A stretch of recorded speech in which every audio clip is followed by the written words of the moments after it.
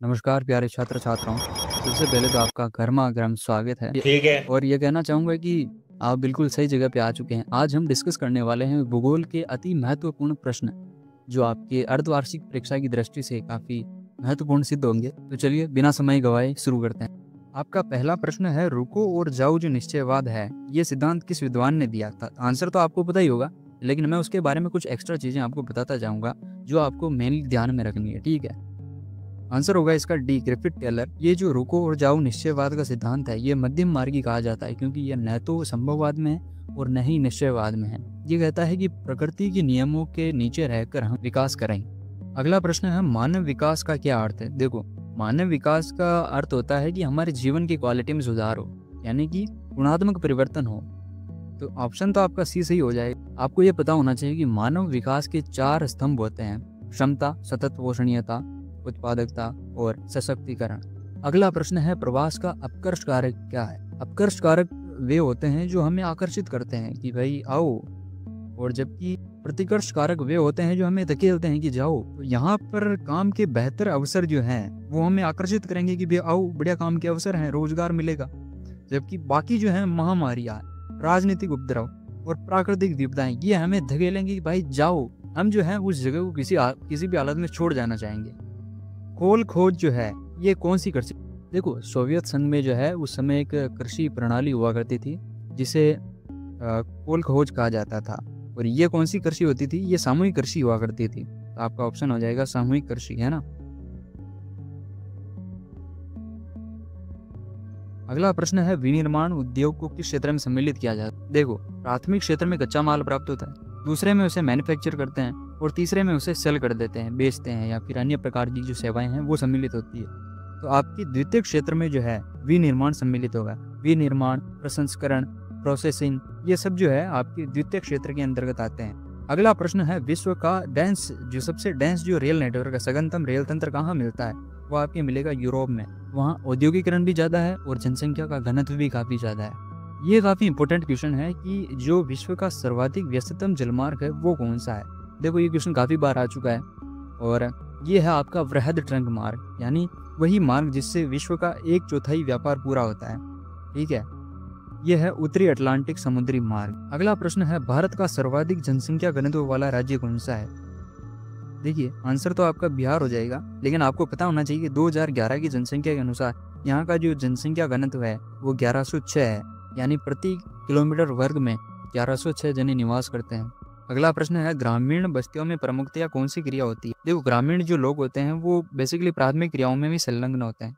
अगला प्रश्न है, जल संपर्क प्रबंधन से संबंधित जो नीरू मीरू कार्यक्रम है ये किस राज्य में चलाया जा रहा है? ये आपका होगा आंध्र प्रदेश। नीरू मीरू का बेसिकली अर्थ होता है जल और आप।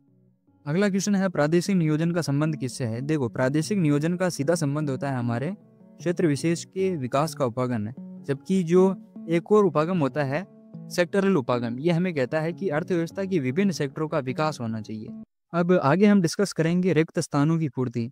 मानव विकास प्रतिवेदन 2020 के अनुसार उच्च मानव विकास के समूह में कितने देश सम्मिलित किए गए हैं?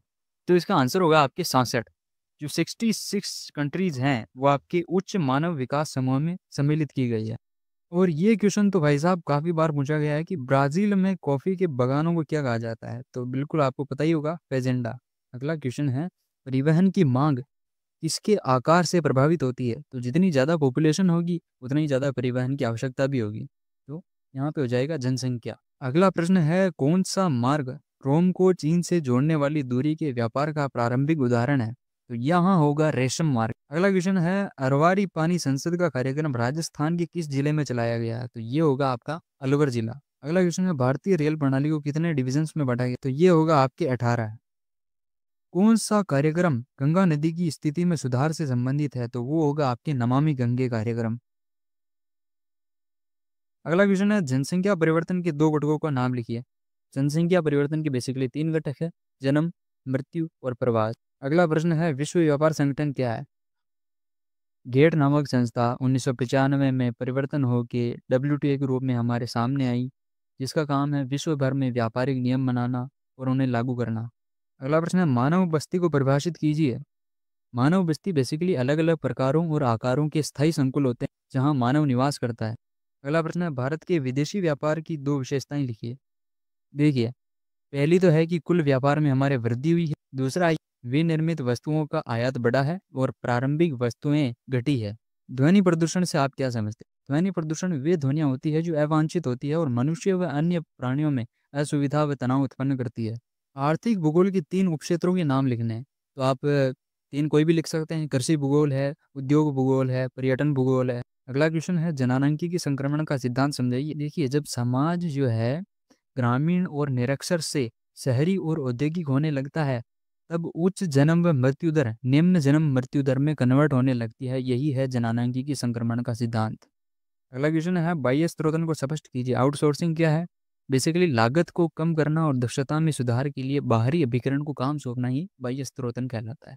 आंतरिक जलमार्ग के विकास के लिए 2 अनुकूल स्थितियां लिखिए। देखिए, पहला हो जाएगा पर्याप्त निरंतर जल का प्रवाह होना चाहिए और दूसरा है कि नदी में मंद ढाल होना चाहिए।